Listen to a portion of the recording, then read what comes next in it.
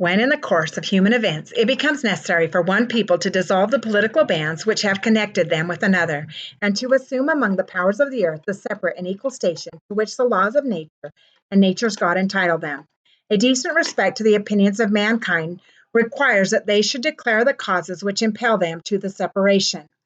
We hold these truths to be self-evident, that all men are created equal, that they are endowed by their Creator with certain and unalienable rights, that among these are life, liberty, and the pursuit of happiness.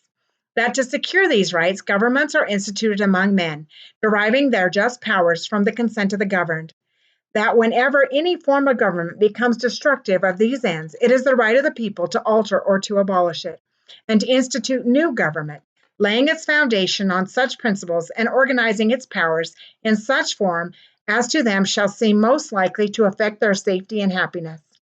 Prudence, indeed, will dictate that governments long established should not be changed for light and transient causes, and accordingly, all experience has shown that mankind are more disposed to suffer while evils are sufferable than to right themselves by abolishing the forms to which they are accustomed. But when a long train of abuses and usurpations pursuing invariably the same object evinces a design to reduce them under absolute despotism, it is their right, it is their duty to throw off such government and to provide new guards for their future security. Such has been the patient suffrage of these colonies, and such is now the necessity which constrains them to alter their former systems of government. The history of the present King of Great Britain is a history of repeated injuries and usurpations, all having in direct object the establishment of an absolute tyranny over these states. To prove this, let facts be submitted to a candid world.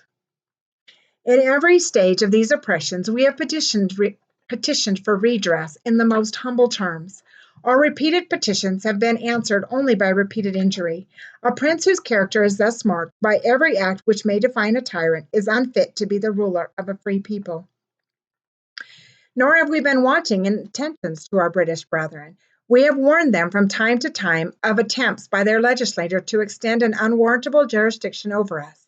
We have reminded them of the circumstances of our immigration and settlement here.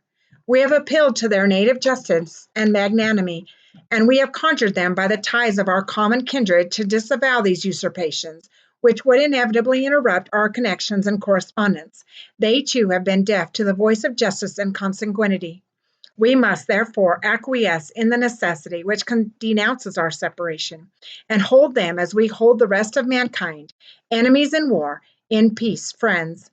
We, therefore, the representatives of the United States of America in General Congress, assembled, appealing to the Supreme Judge of the world for the rectitude of our intentions, do, in the name and by authority of the good people of these colonies, solemnly publish and declare that these united colonies are, and of right ought to be, free and independent states, that they are absolved from all allegiance to the British Crown, and that all political connection between them and the state of Great Britain is and ought to be totally dissolved, and that as free and independent states they have full power to levy war, conclude peace, contract alliances, establish commerce, and do all other acts and things which independent states may of right do. And for the support of this declaration, with a firm reliance on the protection of divine providence, we mutually pledge to each other our lives, our fortunes, and our sacred honor.